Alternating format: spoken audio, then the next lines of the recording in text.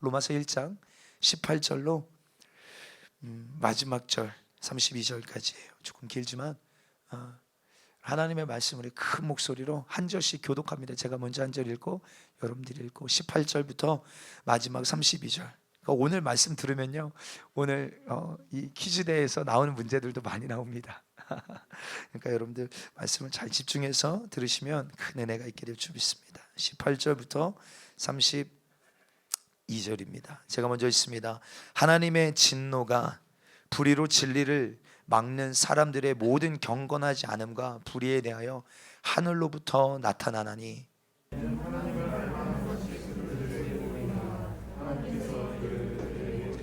창세로부터 그의 보이지 아니하는 것들 곧 그의 영원하신 능력과 신성이 그가 만드신 만물에 분명히 보여 알려졌나니 그러므로 그들이 핑계하지 못할지니라.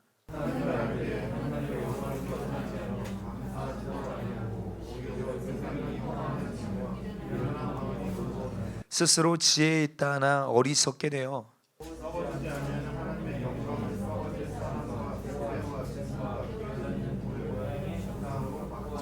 그러므로 하나님께서 그들을 마음의 정욕대로 더러움에 내버려 두사 그들의 몸을 서로 욕되게 하셨으니,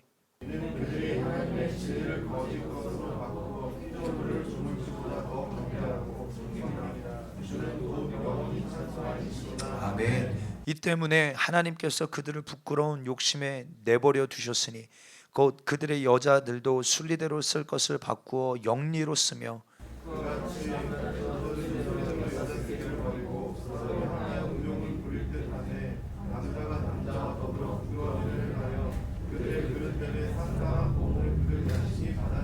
또한 그들이 마음에 하나님 두기를 싫어하며 하나님께서 그들을 그 상실한 마음대로 내버려 두사 합당하지 못한 일을 하게 하셨으니,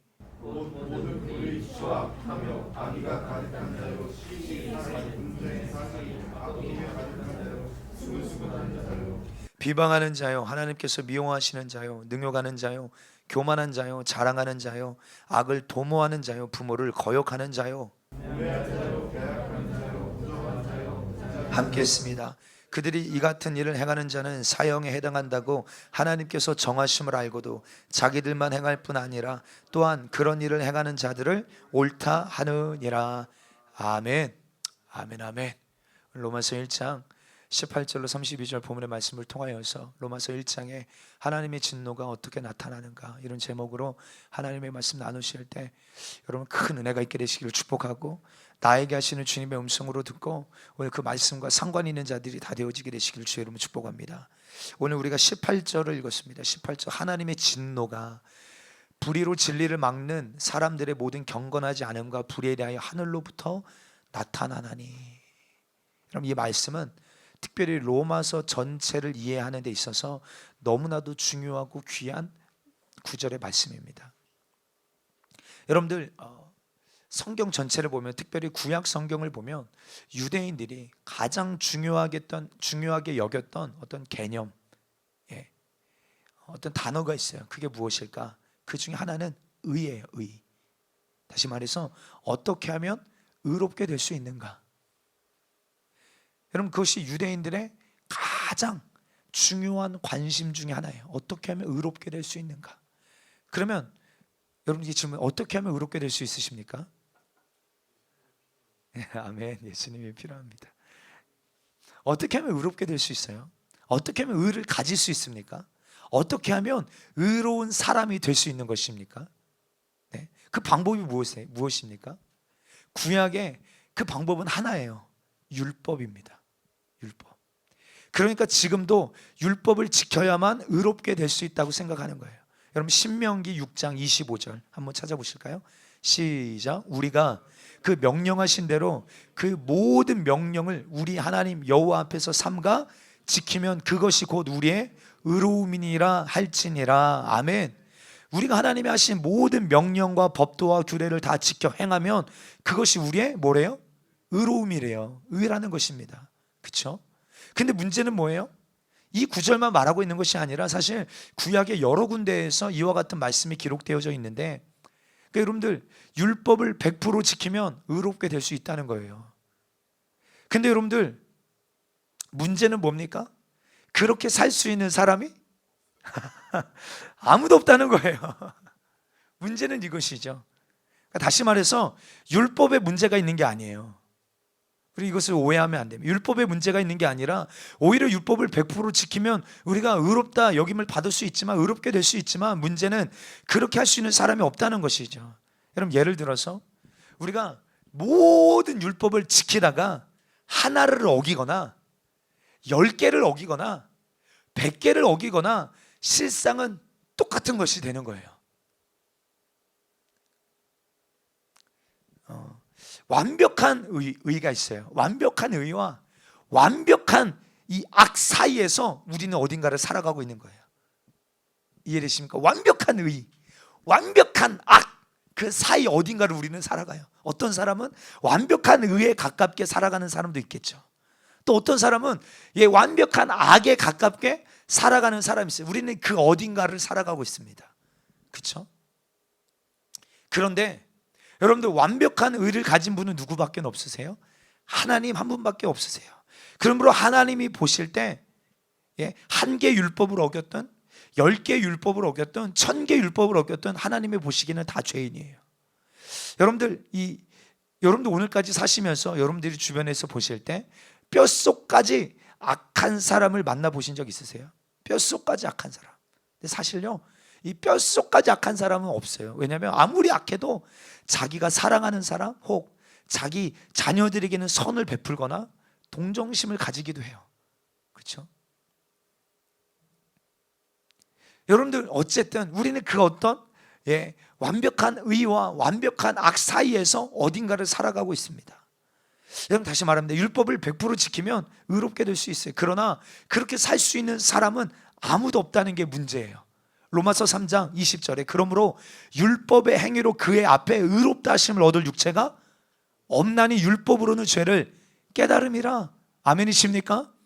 여러분, 오늘까지 수많은 사람들이 그 율법을 지켜서 의롭게 되보려고 했지만 성공한 사람이 있다는 거예요, 없다는 거예요? 없어요.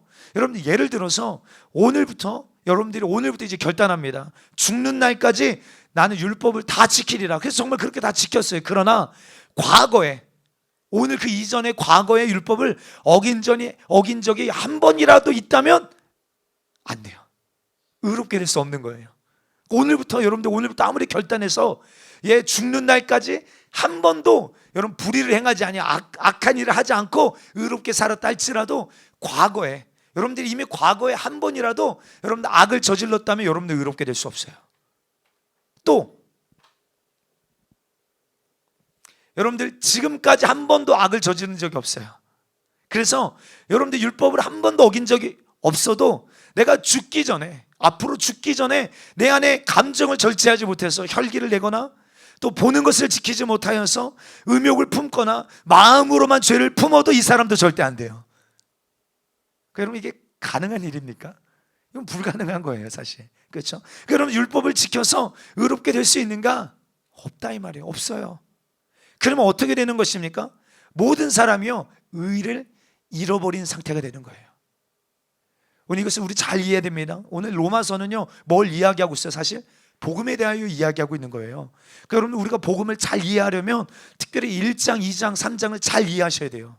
왜? 아주 바울이요, 조금 이따도 말하겠지만 우리를 그 죄 아래로 막 끌어내리는 거예요. 그래야 복음이 되거든요. 우리가 죄 아래서 나를 발견하지 않으면요, 우리에게 복음이 되지 않습니다. 그러니까 바울이요, 우리의 영적인 신세가 어떤지를 분명하게 자각시키는 거예요.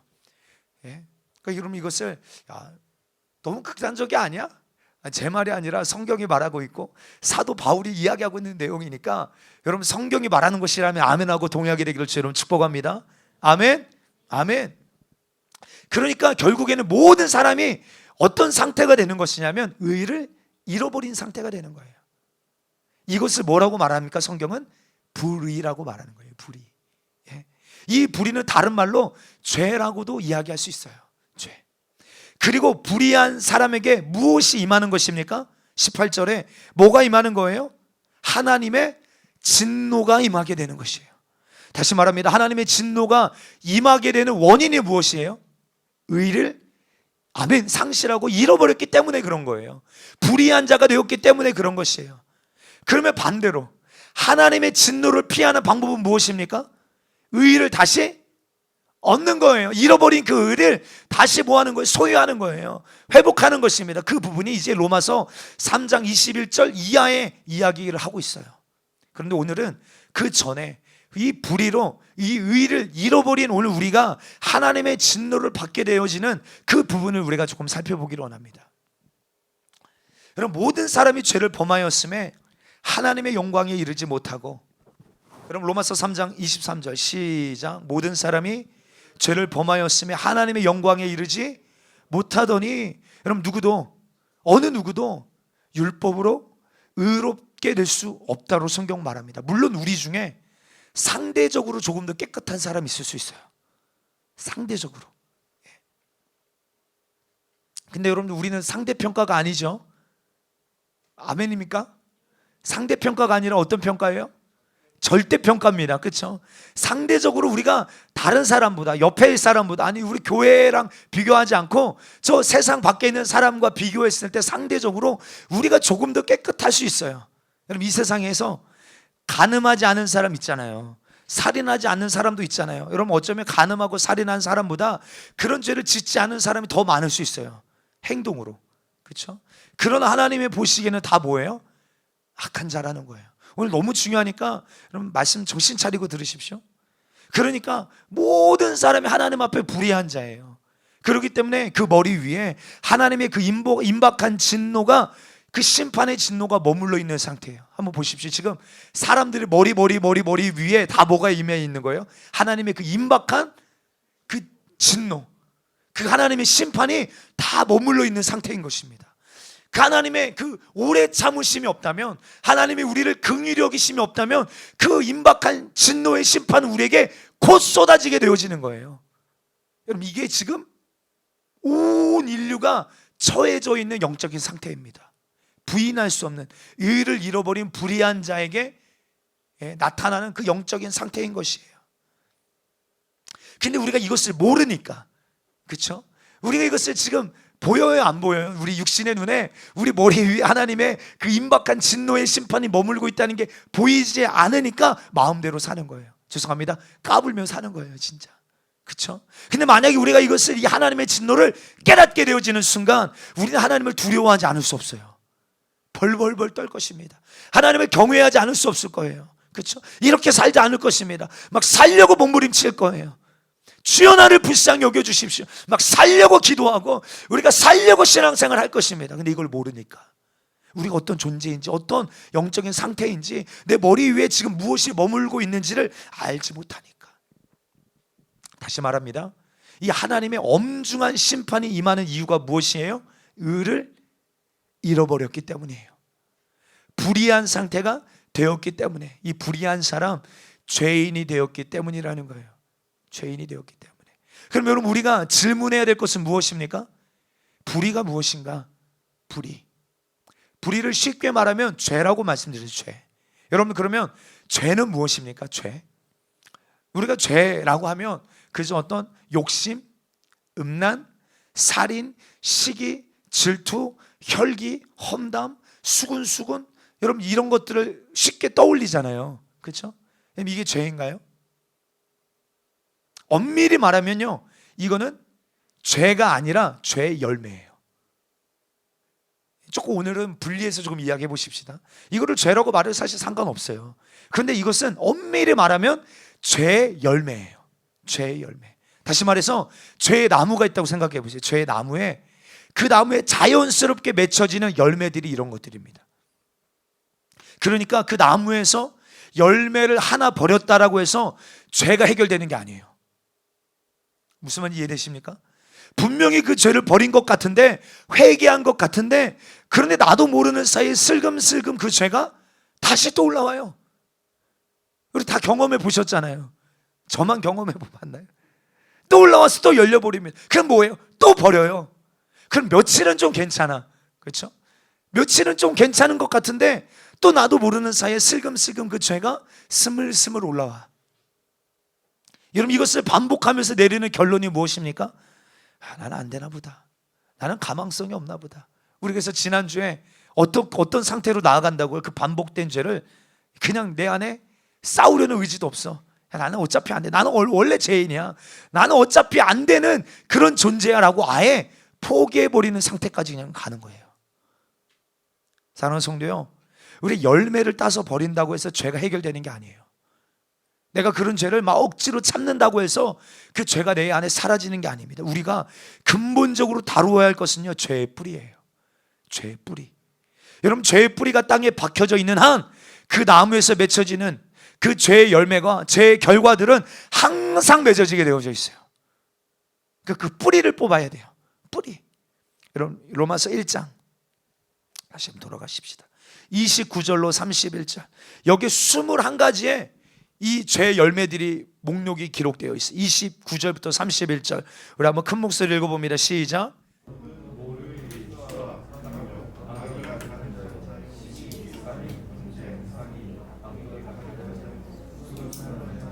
비방하는 자요, 하나님께서 미워하시는 자요, 능욕하는 자요, 교만한 자요, 자랑하는 자요, 악을 도모하는 자요, 부모를 거역하는 자요, 우매한 자요, 배악하는 자요, 무정한 자요, 무자비한 자라. 21개가 나와요. 지금 21개. 제가 또 세봤어요. 또 21개. 근데 여러분, 이 모든 것은요, 엄밀히 말하면 죄의 결과예요. 결과. 죄의 열매들입니다. 그러면 죄의 본질이 뭐예요? 그 죄의 뿌리가 무엇입니까? 특별히 로마서 1장에서 말하고 있는 1장 21절을 보십시다. 21절 시작. 하나님을 알되 하나님을 우리 함께 읽을까요? 너무 중요한 말씀이니까 시작. 하나님을 알되 하나님을 영화롭게도 아니하며 감사하지도 아니하고 오히려 그 생각이 허망하여지며 미련한 마음이 어두워졌나니. 아멘. 여러분, 이 말씀에서 말하는 죄의 본질이 뭐냐면 하나님을 알지만 하나님을 영화롭게 하지 않는 것이에요. 조금 더 쉽게 이야기하면 하나님을 알지만, 하나님이 하신 것은 알지만 하나님께 감사하지 않는 거예요. 더 쉽게 말하면 하나님의 하나님 되심을 인정하지 않는 것입니다. 하나님의 하나님 되심을 뭐 하는 거예요? 거절하는 거예요. 더 정확하게 얘기하면 자기가 하나님이 되는 거예요. 그게 죄의 본질입니다. 그러니까 여러분, 하나님의 하나님 되심을 거절합니다. 내가 내 삶에 내 시간과 내 물질과 내 감정과 내 생명의 주인이 되려고 하는 그 모든 것들이 죄의 출발이에요. 여러분, 그러니까 이것이 해결되지 않는 한 내 안에 나타나는 음란함, 욕심, 시기, 질투, 혈기, 짜증, 그런 죄의 열매들은 항상 맺혀지게 되어져 있어요. 그러므로 여러분, 우리가 싸워야 될 것은 무엇입니까?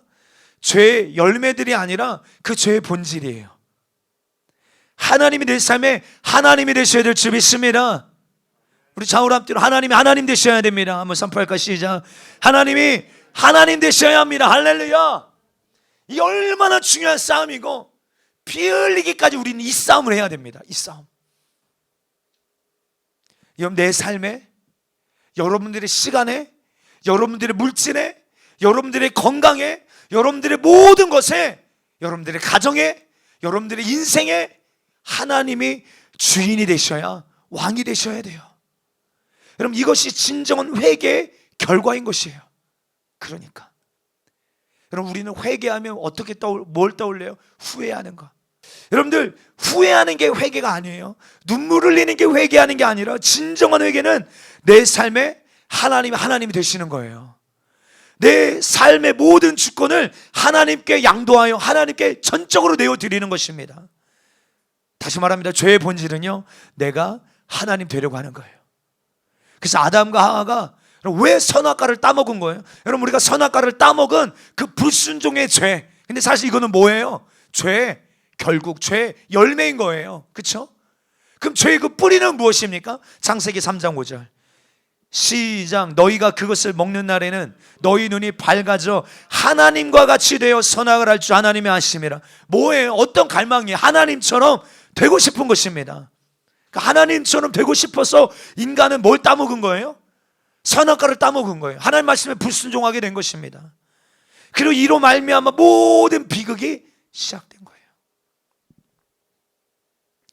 그러므로 우리가 기억해야 될 것은 죄의 본질은 하나님의 하나님 되심을 인정하지 않는 거예요. 하나님을 알되 하나님을 영화롭게 하지 않는 거예요. 그리고 내가 하나님이 되려고 하는 것입니다. 여러분, 미국에 정확하게 몇 년인지 모르겠지만 사탄 교회가 있어요. 사탄을 섬기는 교회가 있고, 그리고 이들이 성경을 본을 따서 이 사탄경이라는 것을 만들었어요. 아마 안수희 집사님 아실 수도 있어요. 그런데 그 안에 내용을 보면요, 이런 내용이 있어요. 너의 삶의 주인은 너 자신이다. 그러니까 여러분, 얼마나 환호하겠습니까? 내 삶의 주인이 누구라는 거예요? 너라는 거예요. 너를 구속하고 너를 구원할 자는 너 자신이다, 이렇게 이야기해요. 아닙니다. 그럼 거짓말입니다. 속지 않게 되기를 축복합니다. 여러분, 어린아이들의 특징이 뭐예요? 어린아이들, 우리 여기 유진이, 유빈이가 함께 예배하고 있는데 너무 귀하죠. 믿음은 들음에서 나기 때문에 이렇게 앉아있어서 여러분들 말씀을 듣는데 다 믿음이 생겨요. 진짜 놀라워요. 제가 그런 간증 정말로 많이 봤어요. 제가 저 번외 얘기지만 우리 친구들을 위해서 중고등부 예배를 드리는 다 이러고 있어요. 제가 또 제 스타일이요, 그들을 그냥 볼 수 없어요. 예배 시간에 계속 깨워.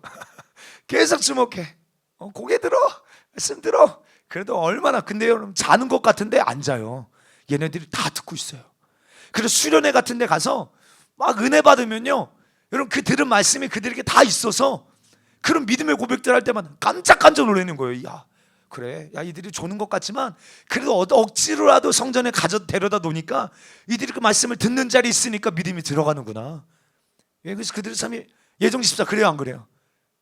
맞아요, 진짜 그런 은혜가 있어요. 아멘 좀 크게 해주면 얼마나 좋을까. 진짜 힘이 날 텐데, 목사님이. 다시 말씀으로 돌아가서 여러분, 어린아이들의 특징이 뭔지 아세요? 어린아이들의 특징, 자기가 할 수 있다라고 생각하는 거예요. 우리 승리를 보면요, 제가 볼 때 이건 승리할 수 없는 거야. 근데 자기는 할 수 있다는 거예요. 할 수 없습니다. 사랑하는 성도요, 생명의 주인은 하나님이십니다. 할렐루야. 내가 아무리 강건하고 내가 내 건강을 막 지키려고 해도 내게서 생명을 주님이 거두어 가시는 순간 우리는 바로 죽습니다. 맞습니까? 그럼 내가 아무리 내 인생을 잘 설계하는 것 같아도요, 야, 그래서 이렇게 하면 이렇게 돼, 그래서 이렇게 하면 이렇게 할 수 있어 라고 아무리 내 인생을 설계하고 내 삶을 그렇게 인도하려 한다 할지라도 하나님이 한순간에 거두어 가시면 한순간에 물거품이 되고 모래 위에 지은 성처럼 한순간에 무너지고 끝나버리는 것이에요. 여러분, 생명의 주인은 누구십니까? 하나님이십니다. 내가 아닙니다. 할렐루야. 시간의 주인은 내가 아니라 누구세요? 하나님이십니다. 아멘. 다시 말합니다. 죄의 본질은요, 내가 하나님이 되려고 하는 거예요. 내가 할 수 있다 이 말이에요. 내가 컨트롤할 수 있다 이 말이에요. 내가 계획하고 내가 설계하면 할 수 있다라고 생각하는 그 교만함, 이것이 그 죄의 뿌리인 것입니다. 내가 내 삶의 주인이 되려고 하는 거예요. 그래서 여러분, 단편적으로 이 시대에 나타나는 모습이 무엇입니까? 야, 하나님이 뭔데 내 성을 결정하는가? 그렇죠? 내가 내 성을 결정할 거야. 여러분, 내가 내 성을 결정할 수 있습니까? 있어요, 없어요? 성훈 형제 있어요, 없어요? 나는 생물학적으로는 남성이야. 근데 나 여자 할래. 할 수 있어요? 이거 아니야. 아니라고요. 사랑하는 성도, 우리에게 결정권이 없습니다. 아멘. 여러분, 근데 사탄은 말하는 거예요. 네가 결정할 수 있어. 네가 너의 삶의 주인이야.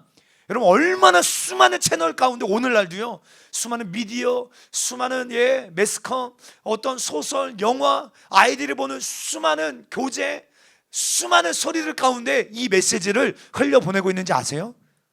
여러분, 우리 차별금지법 이거 막 목숨 걸고 막아야 될 이유는 뭐예요? 이게 통과되면 이게 자연스럽게 이루어져요. 그러니까 이게 자연스럽게 이루어지기 위하여서 이 포스트 모더니즘 이 시대 가운데 계속 주입시키는 게 뭐예요? 네가 너의 인생의 주인이라는 거예요. 네가 너의 인생을 책임질 수 있다는 거예요. 네가 너의 인생을 결정할 수 있다는 거예요. 속지 않게 되기를 축복합니다. 다시 말합니다. 하나님 되심을 거절하는 것, 내가 내 삶의 주인이 되려고 하는 것, 이것이 죄의 본질인데, 그럼 이것을 해결하지 않으면요, 내 안에 나타나는 어떤 음란함, 욕심, 시기, 질투, 살인, 그 어느 것도 결국에는 해결되지 않는 상태인 거예요. 지금 당장 버린 것 같지만 결국에는 스물스물 올라와서 내 삶을 또 지배하고 또 그런 열매를 맺게 하는 것이에요. 그러니까 여러분들, 우리는 이게 싸움의 대상이 아니라 내 삶에 하나님이 하나님 되게 하시길, 이 싸움의 승리자가 되게 되시기를 주님의 이름으로 축복합니다. 여러분들, 하나님 내 삶의 모든 영역의 주인이 되게 하시리라.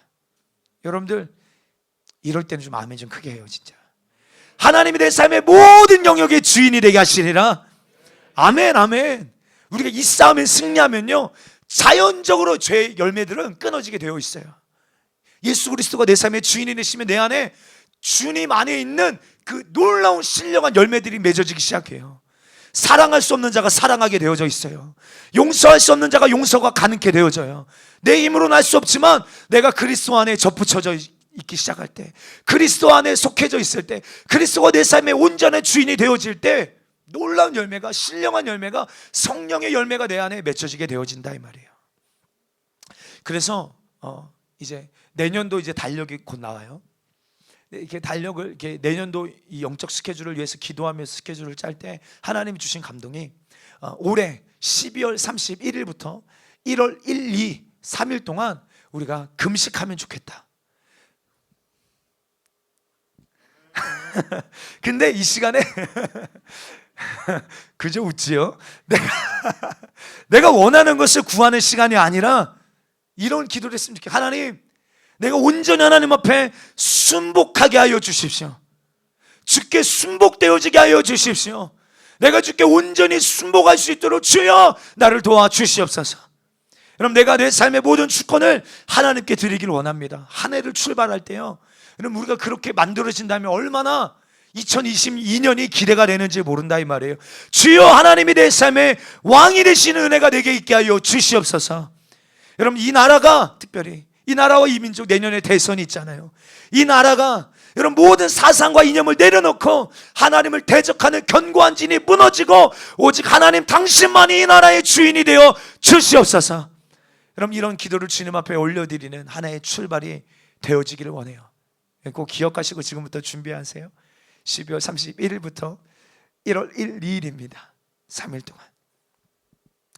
여러분들, 다시 말하면 불의의 의미를 조금 이해하셨죠?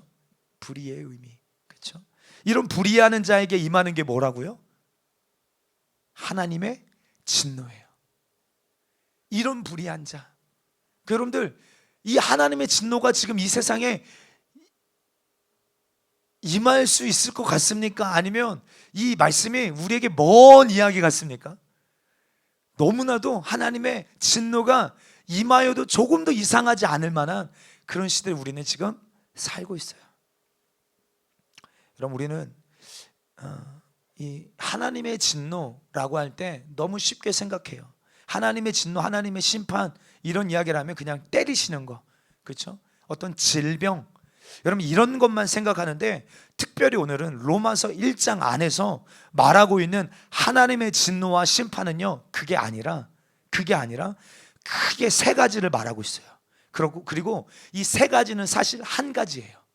여러분들이 발견하셨는지 모르겠어요. 말씀 읽으면서 한번 찾아보실까요? 1장 24절입니다. 로마서 1장 24절. 다 찾으셨습니까? 시작.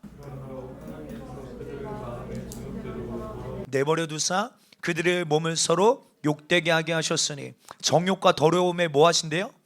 내버려 두신대요. 이게 첫 번째입니다. 두 번째 26절 시작. 이 때문에 하나님께서 그들을 내버려 두셨으니 곧 그들의 여자들도 순리대로 쓸 것을 바꾸어 영리로 쓰며 부끄러운 욕심에 내버려 두세요. 이게 두 번째입니다. 그리고 세 번째 28절입니다. 시작. 또한 그들이 마음에 하나님 두기를 싫어하며 하나님께서 그들을 그 상실한 마음대로 내버려 두사 합당하지 못한 일을 하게 하셨으니. 아멘. 다시, 로마서 1장에서 불의한 자에게 임하는 하나님의 진노가 무엇입니까? 정욕과 더러움에 내버려 두시고 그 부끄러운 욕심에 내버려 두시고 그 상실한 마음대로 내버려 두시는 거예요. 다시, 불의한 자에게 임하는 하나님의 그 심판이 진노가 무엇이에요? 내버려 두심이에요. 내버려 두심. 전 이 말씀 너무 무서운 거예요. 진짜 너무 두려운 거예요. 저에게도 우리 성도들에게도 내버려 두심. 근데 어디다 내버려 두시는 것이냐? 정욕과 더러움에, 부끄러운 욕심에, 그 상실한 마음에 내버려 두신다고 성경은 말하고 있어요. 여러분, 이러면 어떻게 될까요? 여러분, 이런 상태가, 하나님 내버려 두시는 상태가 되면 어떻게 될까요? 본인은요, 그게 더러운 것인지를 알지 못하는 상태가 되어져요. 더러운데 더러운 줄을 모르는 상태가 되어지는 거예요. 그 행동이 얼마나 이기적이고, 여러분 한번 보세요. 여러분 정말 제정신 있는 사람, 죄송해요 이런 표현 써서, 제정신 있는 사람이라면 야, 내 가정을 지키기 위해서 어떻게 그런 음란한 짓거리를 해요? 안 그렇습니까? 내 가정을, 내 사랑하는 아내를, 내 사랑하는 자녀를 지키려면 어떻게 그런 불의한 짓을 하냐 이 말이에요. 제가 어제 어떤 식당에 가서 밥을 먹는데요, 이 옆 테이블에 너무 이상한 거예요. 두 분의 이 장년, 한 60대 되시는 이 아저씨 두 분이 이렇게 서로를 마주보고 앉아 계시는 거예요. 그런데 뜸뜸이 한 분씩 파트너가 오는데 다 처음 보는 사람이야. 그래서 그 인사하고 이렇게 옆에 앉는데 굉장히 어색해. 그거 뭔가 이상한 거예요. 이상한 거. 처음 만난 것 같아. 그 뭐 그분들이 소개팅 할 리가 없잖아요. 그렇죠? 이상한 거야, 이상한 거. 예. 한번 생각해 봤어요. 야, 이 모습을 이들의 자녀들이 본다면, 예? 과연 떳떳할까? 그런데 부끄러운 게 그들에겐 부끄럽지가 않은 거예요. 그걸 느꼈어요. 그 수치스러운 게 그들에겐 더 이상 수치스러운 게 아닌 거예요. 그들에게는 그것이 얼마나 더러운 것인지를 알지 못하는 그 행동이 얼마나 이기적인 행동이고, 그것이 얼마나 부끄럽고 마땅히 죽게 될 것인지 영적인 감각이 완전히 상실되어져 버린 것이에요. 양심이 마비되고 양심이 화인맞게 되는 것이에요. 여러분, 이것이요 결국에는 어떤 상태입니까? 미혹될 수밖에 없는 가장 좋은 상태로, 예? 변질되는 거예요. 여러분, 그런데 이렇게 내버려 두심이 하나님의 진노라고 로마서 1장은 이야기하고 있는 것입니다. 그럼 반대로 은혜는 뭘까요? 은혜는 무엇입니까? 하나님이요 막아주시는 것입니다. 할렐루야, 아멘이에요. 하나님이 막아주시는 것입니다. 예? 이 앞에 서 있는 저 자신도요, 하나님의 은혜로 죄에 치우쳐져 있는 제 마음을 하나님이 막아주지 않으시면, 여러분, 을을 향하여 나아갈 자는 아무도 없습니다. 맞습니까? 그럼 우리가 요나서만 봐도요, 요나서만 봐도 하나님의 은혜가 요나에게 어떻게 임하는지를 알 수 있어요. 여러분들, 막아주시는 거예요. 막아주시는 거. 보십시오. 요나는요 그 당시에 선지자 학교 출신일 확률이 굉장히 높아요. 예. 그럼 요나는요 이 선지자 학교에서 하나님이 어떠한 분이신지를 배웠을 거예요. 여러분, 엘리야 시대에도 선지자 학교가 있었잖아요. 그렇죠? 성경에도 나오는 이야기입니다. 제가 성경 밖의 이야기를 하는 게 아니에요. 예. 여러분들, 이 선지자 학교에서 아마 요나가 하나님이 어떠한 분이신지를 배웠을 거예요. 그리고 하나님이 어떠한 분이신지를 아는 것만이 아니라 우리가 어떻게 하면 하나님께서 어떻게 반응하시는지 또한 그가 배워서 잘 알고 있는 상태예요. 요나서 1장을 보면 우리 이것을 알 수 있어요. 그렇죠? 그래서 하나님께서 요나에게 야, 니느웨로 가서 심판을 경고하라라고 하셨을 때 요나가 어떤 태도를 취합니까? 어떤 생각이 있었던 거예요? 혹시나 그 도시에 이 심판의 메시지를 듣고 회개하기라도 한다면, 하나님은 어떤 분이세요? 하나님은 회개하는 민족을 향하여 자비를 베푸시고 그 뜻을 돌이키시고 용서하여 주시는 분이라는 것을 요나가 알아요, 몰라요? 알죠. 너무나도 잘 알아요. 그러니까 이것을 교리적으로 너무나도 배워서 잘 알고 있기 때문에 뭐 하는 거예요? 하나님을 도전하고 하나님을 대적하여 다시스로 도망가요. 다시스가 어디예요? 여러분, 지도로 보면요, 여러분들 이 요빠에서 다시스는 스페인 항구잖아요. 스페인. 그러면 지중해를 건너서 저 끝으로 가는 거예요. 완전히 멀리 도망가는 것입니다. 다시, 하나님이 어떠한 분인지 알고 있지만 정면적으로 거절하고 있어요, 요나가. 여러분, 이게 얼마나 악독한 심령의 상태인지 아십니까? 그러니까 알면서도 지금 뭐 하는 거예요? 자기 인생을 하나님 앞에 순복하지 아니하고 자기가 자기 인생의 주인이 되어져서 자기가 생각하는 게 옳은 거예요. 그렇죠? 다시 말해서 이 니느웨는 반드시 심판받아야 돼. 하나님이 하시는 일이 싫은 거예요. 그래서 자기가 주인이 되어서 요나가 여러분들 다시스로 도망가는 것입니다. 여러분, 그대로 가다가 요나가 풍랑 만나서 죽었으면요, 어디 떨어졌을까요? 100% 지옥이에요. 맞습니까? 100% 지옥인데 요나에게 그러니까 은혜는 무엇입니까? 예? 그를 막아주시는 거예요. 그 발걸음을 막아주시는 거예요. 할렐루야. 그래서 계속 그에게요, 요나서를 보세요. 요나서 4장밖에 안 되지만 하나님의 그 열심, 하나님의 은혜가 뭔지가 깨달아져요. 하나님께서 하나님의 당신의 마음을 계속 요나에게 계시하여 주시는 거예요. 예? 요나가 그 부르심에 합한 자로 반응하며 나아가도록 그를 인도하시고 그 치우친 마음, 그 치우친 마음을 주님이 막아주시고 다시 인도하여 주시는 거예요. 야, 네가 그러는 게 합당하냐? 저 도시 좌우를 분별하지 않은 저 25,000명의 내가 긍휼히 여기는 게 당연하지 않냐? 주님이 그 마음을 막 계시하여 주세요. 그래서 여러분들 몇 년 전에 이런 뉴스가 있었어요. 여러분, 이라크가 지금 니느웨 지역이거든요. 이라크에 진짜 이 니느웨라는 도시가 있어요. 그리고 그 도시에 뭘 발견했냐면 이 요나의 선지자 무덤을 발견합니다. 근데 이 IS가 그것을 막 파괴하고 막 이래서 한번 이 뉴스가 나온 적이 있어요. 다시 말해서 요나가 어디서 죽은 거예요? 니느웨에서 죽었어요. 이 말은 뭘 의미해야 합니까? 니느웨, 결국에는 요나가 그 완악하고 그 강팍하고 치우쳤던 마음을 주님이 계속 막아주셔서 그 요나가 이 니느웨의 선교사로 하나님의 뜻을 전하며 그 땅을 복음화시키는 일에 자기의 삶을 쏟아붓다가 순교했음을 알 수 있어요. 은혜예요, 아니에요? 은혜죠. 이게 은혜예요. 막아주심. 사랑하는 성도요, 우리 모든 인간의 마음은요, 죄를 향하여 치우쳐져 있어요. 치우쳐져, 기울어져 있습니다. 이런 거예요.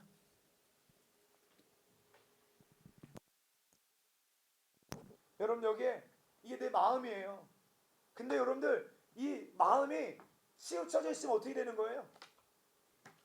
치우쳐져 있으면 항상 넘어지고 무너질 수밖에 없는 것이죠.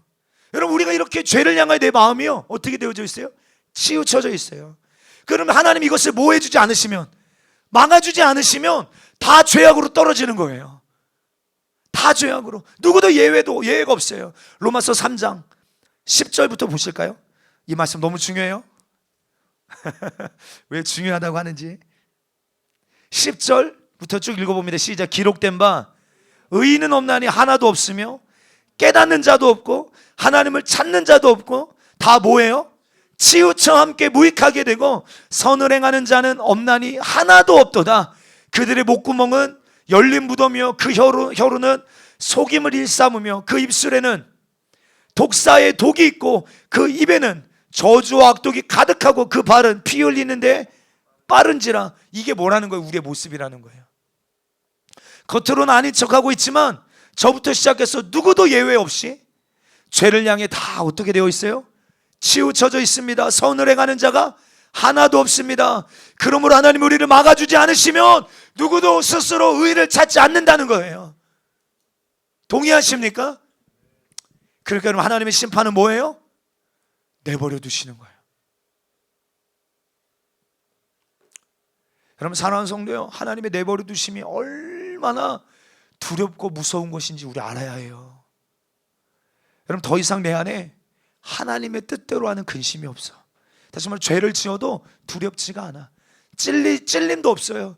죄에 대한 인식도 없고요, 죄라는 기준도 없어요. 모호해졌어요.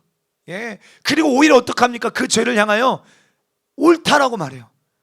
그 죄를 지으면 하나님 뭐라고 말씀하셨어요? 사형에 해당한다는 것을 알면서도 내 옆에 그 죄를 짓는 사람을 향하여 뭐라고 말해줘요? 옳다, 괜찮아 라고 말해주는 지경까지 가는 거예요. 어떤 결과입니까? 하나님이 내버려 두신 그 인생의 결국이에요. 그래서 여러분들 우리가 읽은 로마서 1장 32절 마지막 절에 보면 그들이 이 같은 일을 행하는 자는 사형에 해당한다고 하나님께서 정하심을 알고도 자기들만 행할 뿐 아니라 또한 그런 일을 행하는 자들을 옳다 하느니라.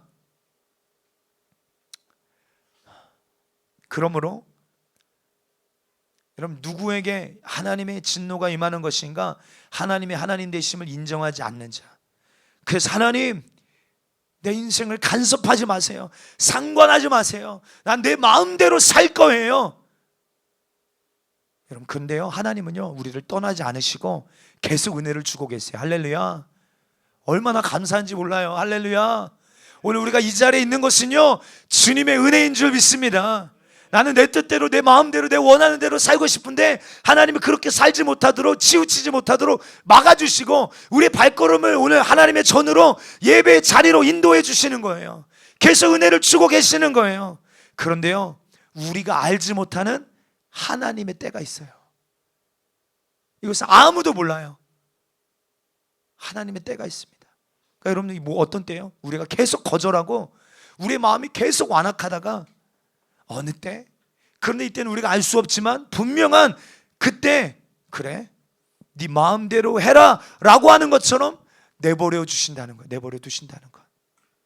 정욕대로 더러움에, 이 말을 다른 번역으로 보니까 마음의 정욕대로 살도록 더러움에 내버려 두시겠다는 거예요.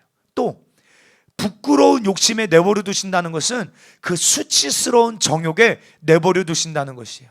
특별히 이 상실한 마음이라는 것은요, 타락한 마음대로 내버려 두시겠다는 거예요. 타락한 마음.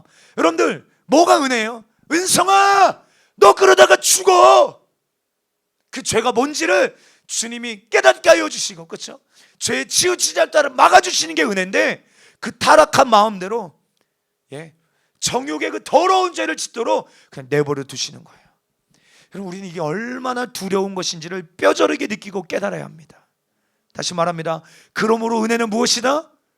막아주시는 것입니다. 할렐루야. 여러분, 내 마음이 죄를 향하여 달려가고 있을 때 차라리 교통사고가 나서라도 막아주셔야 돼요. 제가 좀 극단적으로 얘기하는 겁니까? 아니에요. 여러분들, 내 마음이요, 막 주님도 어떻게 할 수 없을 만큼 막 죄를 향하여 고속질주하고 있을 때 여러분들 내 다리를 부러뜨리셔라도 주님이 막아주셔야 돼요. 할렐루야. 네. 제가 전도사부터 목회한 지는 한 10년 정도 됐어요. 그런데 제 아버지가 목회자시니까 이 교회 안에서 어려서부터 수많은 성도들에게 일어난 일을 이렇게 볼 때요, 교통사고나 어떤 질병, 실패가 어떤 면에서는 나쁜 것만은 아니더라고요. 물론 여러분들이 그런 일이 없게 되기를 원해요. 있으라고 드리는 말이 아니에요. 그런데 어떤 면에서요, 어떤 사람에게는 그것이 그에게 꼭 나쁜 것만은 아니에요. 무슨 말입니까? 오히려 그 시간들을 통해 그 사람의 마음이 가난해져서 하나님을 찾게 되고 다시 하나님께로 돌아오는 것을 볼 때 꼭 여러분들 그 죄의 고속열차, 그 종착지가 어디예요? 지옥입니다. 여러분, KTX가 몇 킬로까지 달리죠? 한 350km. 서울에서 목포까지 갈 때 보니까 그 정도 달리는 구간이 있더라고요. 여러분, 죄의 고속열차를 타고 지옥으로 향해 달려가는 것처럼 여러분, 수많은 사람들이 그렇게 지금 달려가고 있는데 그런 어떤 실패와 주님이 뭔가 막아주시는 것과 같은 사인을 경험할 때 한두 번이 아니에요. 진짜. 주여, 내 마음이 죄를 좋아해요. 그래서 나도 모르는 사이에 내 마음이 죄를 달려가고 있을 때 주여, 나를 막아주시옵소서. 네, 하나님이 막아주십시오. 여러분들, 시동이 안 걸리게 하여 주시든지, 타이어가 펑크가 나게 하시든지, 다리가 부러지게 하셔서라도 죄를 향하여 달려가는 나를 주여 내버려 두지 마시고 주님, 나를 막아주시옵소서. 이게 은혜구나. 이게 은혜구나. 사랑하는 성도요, 죄를 즐거워하지 마십시다. 할렐루야. 좌우로 앞뒤로 죄를 즐거워하지 마십시다. 인사할까요? 시작. 죄를 즐거워하지 마십시다. 할렐루야. 그 죄는요, 절대로 여러분들에게 생명을 가져다 주지 않습니다. 여러분, 지금 오늘 말씀 다 이해하고 계시죠? 어렵지 않습니다.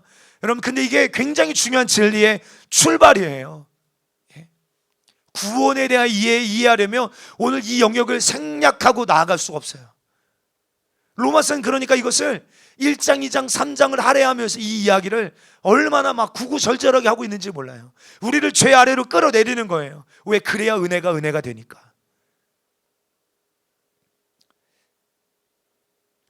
여러분, 죄는 반드시 사망으로 여러분들을 인도해요. 죄는 반드시 여러분들에게 대가를 요구합니다. 지금 잠시는 여러분들에게 즐거움과 재미와 짜릿함을 주는 것 같지만, 성공을 주는 것 같지만 반드시 대가를 요구해요. 그 대가는 여러분들의 생명입니다. 그래서 사단은 계속 거짓말로 여러분들을 속삭입니다. 야, 오늘까지 들키지 않았잖아. 그런 죄를 지었을 때 오늘까지 들키지 않았잖아. 그러니까 오늘까지만 더 해. 괜찮아. 그 죄에 꼭 면죄부를 주는 것처럼. 그러나 여러분, 속지 않게 되기를 바랍니다. 사단은 여러분들을 절대 오늘까지 그 죄를 짓고 놔주지 않았던 것처럼 끝까지 놔주지 않고 결국에는 지옥으로 끌고 가는 거예요. 그러게 여러분, 오늘 멈추게 되기를 주의 이름 축복해요. 이렇게 하나님께서 내버려 두시면요, 나타나는 특징이 두 가지가 있어요. 이것만 이야기하고 함께 기도할 거예요. 두 가지가 크게 있습니다. 그 첫 번째는요, 1장 23절이에요. 함께 읽습니다. 시작. 썩어지지 아니하는 하나님의 영광을 썩어질 사람과 새 짐승과 기어다니는 동물 모양의 우상으로 바꾸었느니라. 이게 뭡니까? 우상숭배죠. 우상숭배. 그러니까 여러분들, 재미로 타로점 보거나 사주팔자를 보거나 점보러 다니는 게 아니에요. 재미로 하는 거 아닙니다. 여러분들, 제가 전에 충격적인 이야기를 들은 적이 있어요. 이건 실제예요. 어떤 교회에서 집사님들, 그 여선교회 있잖아요. 이분들이 한 몇 분이 모여서 스타렉스 타고 어떤 용한 점집에 가서 막 점보러 다니는 거예요. 근데 그거는 그냥 우상숭배, 어떤 죄로 여기지 아니하고 재미로 보는 것 같은데 절대 그렇지가 않아요. 믿기 때문에 하는 거예요. 믿기 때문에. 정말로 믿기 때문에 보러 가는 거예요. 정말로 이 나무가, 이 돌이, 이 불상이 내게 복을 주고 이 점괘대로 내게 이루어진다고 믿으니까 보러 가는 거예요. 제가 방송국에 다닐 때 PD로 다큐 취재를 다니러 갔을 때 전라남도 진도라는 데 간 적이 있어요. 진도. 여러분, 진도예요. 진도 아세요? 진도계. 그 진도 맞아요. 그 진도.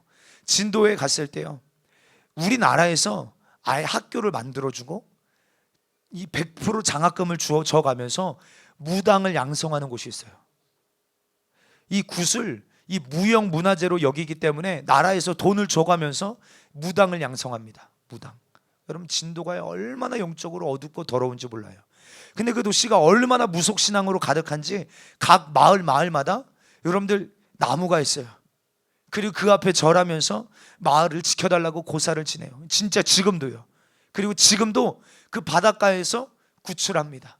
그리고 한 해 동안 우리 가정을, 우리 고을을, 우리가 하는 모든 사업을 지켜주고 하는 일마다 보고 달라고 별짓을 다 해요. 근데 여러분, 진짜 그냥 어떤 전통이니까 하는 게 아니라 정말로 저 나무가, 정말로 저 바다에 사는 그 용왕이 자기를 축복해 준다고 믿고 하는 거예요. 믿고.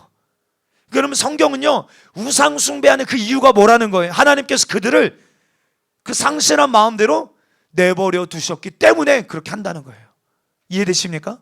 두 번째, 하나님께서 내버려 두시면 나타나는 특징 두 번째는 뭐냐? 26절 27절이에요 한번 읽어볼까요? 시작.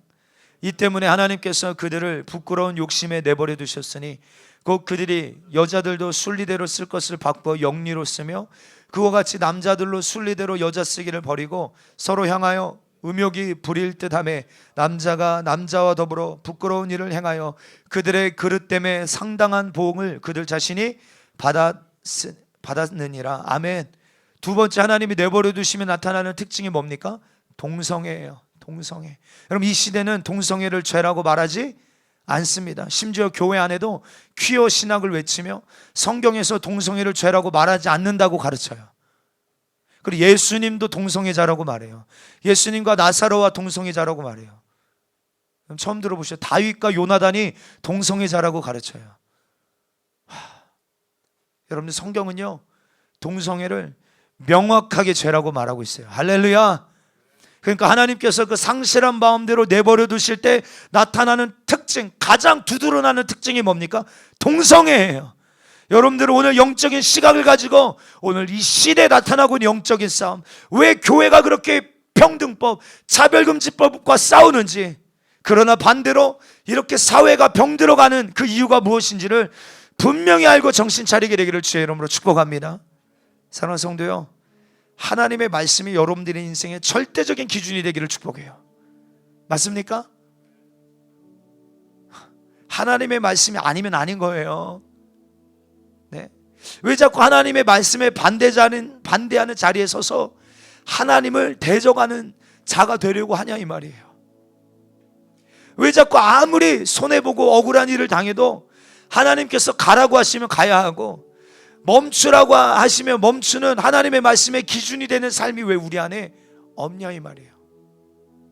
여러분, 그러기 위해서, 이런 삶을 살기 위해서 우리에게 필요한 것이 뭔지 아십니까? 내 삶의 주인이 바뀌어야 합니다. 내가 누구를 두려워해야 될지를 정하는 것이에요. 여러분, 사람 두려워하지 않게 되기를 축복합니다.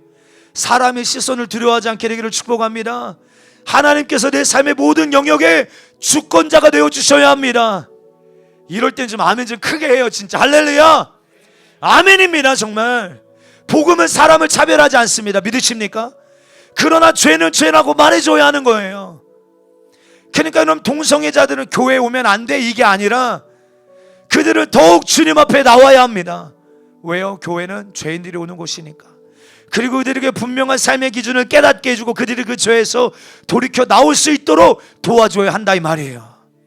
그러게 하나님께서 내버려 두시면 나타나는 특징 두 가지 말씀드렸어요. 하나는 우상숭배, 하나는 동성애. 여러분, 이것을 한마디로 말하면 무엇일까요? 1장 26절에 이 때문에 하나님께서 그들을 그 부끄러운 욕심에 내버려 두셨으니 곧 그들의 여자들도 순리대로 쓸 것을 바꾸어 영리로 쓰는 거예요. 순리대로 쓸 것을 어떻게 쓰는 거예요? 영리로 쓰는 거예요. 정말 하나님께서 여러분 창조주시고, 믿으십니까?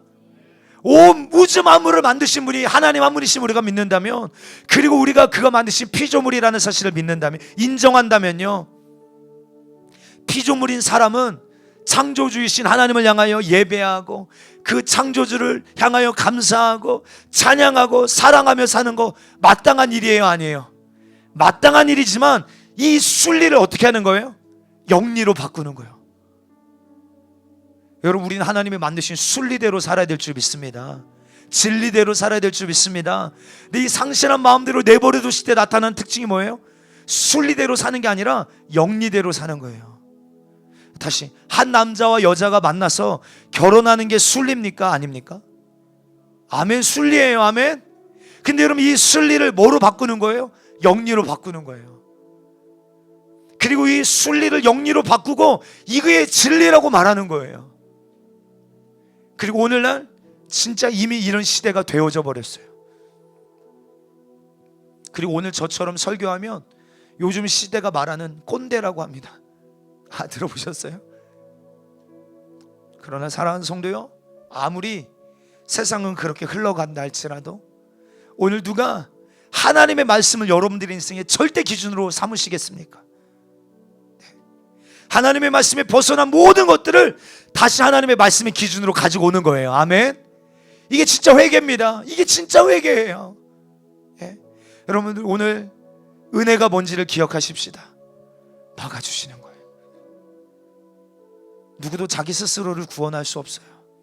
그러니까 우리가 구원을 위해서 필요한 것은 이 완벽한 절망을 경험하는 거예요. 완벽한 절망. 무슨 말이에요? 야, 나는 안 되구나. 이 절망적인 내 영혼의 신세를 경험하면요, 반대로 하나님의 은혜가 얼마나 소중한지가 깨달아져요. 얼마나 감사한지가 깨달아져요. 예? 그래서 오늘 로마서 1장은 모든 사람은 죄 아래로 끌고 내려고 오는 거예요. 누구도 예외 없어요. 남자나 여자나 유대인이나 이방인이나 자유자나 노예나 헬라인이나 야만인이나 모든 사람을 어디로 끌고 오는 거예요? 죄 아래로 끌고 내려오는 거예요. 그리고 우리에게는 소망 없음을 깨닫게 해주는 거예요. 그리고 나서 이렇게 말합니다. 오늘 이거 이야기하려고, 이 예수 그리스도를 여러분들에게 소개하려고 지금 이거 이야기한 거예요. 3장 21절 이제 마지막 말씀이에요. 3장 21절 시작. 이제는 율법에 하나님의 한 의가 나타났으니 율법과 선지자에게 증거를 받은 것이라. 원어 성경을 보면요, 이 말씀 앞에 첫 단어가 빠졌는데 그게 그러나예요. 그러나. 무슨 말입니까? 이와 같은 절망을 지금 이야기하고, 바울이 지금 소망이 없는 우리의 영적인 시세를 다 이야기하고 있는 다음에 3장 21절 이렇게 말하는 거예요. 그러나 이제는 율법 외에 하나님의 한 의가 나타났으니 율법과 선지자들에게 증거를 받은 것이라. 그러니까 여러분들, 율법으로 의롭게 되는 것 외에 또 다른 방법으로 의롭게 되는 길이 나타났다 이 말이에요. 이해되시죠? 이렇게 절망적인 소망 없는 우리의 모습을 이야기하다가 갑자기 바울이 그러나 이제는 율법 외에 우리가 또 의를 이룰 수 있는 또 하나의 방법이 있다. 그러니까 이게 얼마나 큰 복음이고 소망인지 몰라. 22절 곧 예수 그리스도를 믿음으로 말미암아 모든 믿는 자에게 비치는 하나님의 의는 차별이 없느니라. 할렐루야. 믿음이라고 말하고 있는 거예요. 믿음. 근데 이 믿음은요, 어떤 믿음입니까?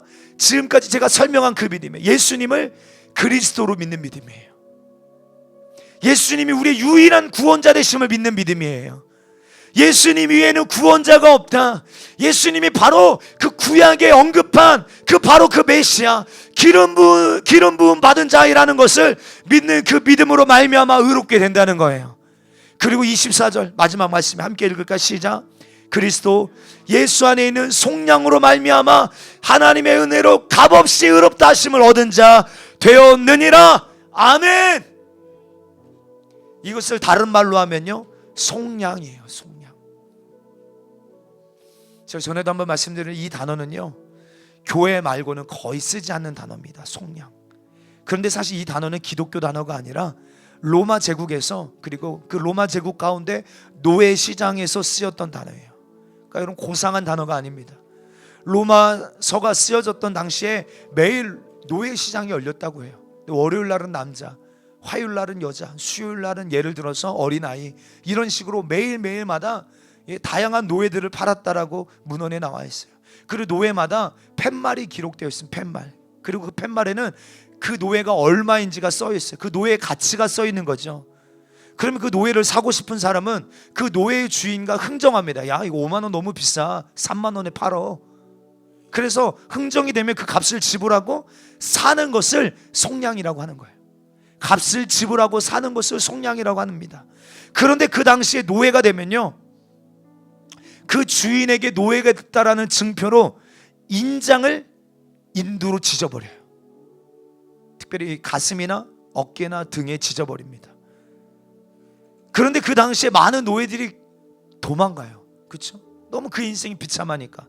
그래서 그 당시에 그 문헌을 살펴보면요, 로마 관청에 이 도망간 노예를 잡으러 다니는 관청이 따로 있을 만큼 도망가는 노예들이 너무 많은 거예요. 그래서 이제 어떻게 하냐면, 도망간 노예가 잡히면요, 이 노예가 또 도망갈 수 있잖아요. 그렇죠?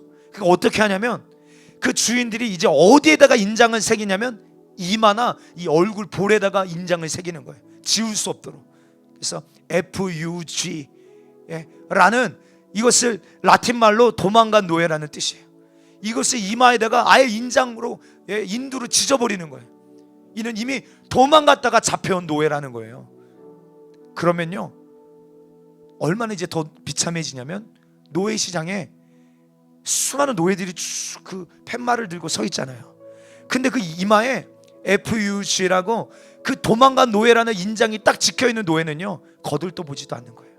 왜? 이 노예는 사질 않아요. 왜? 또 도망갈 수 있으니까. 그렇죠?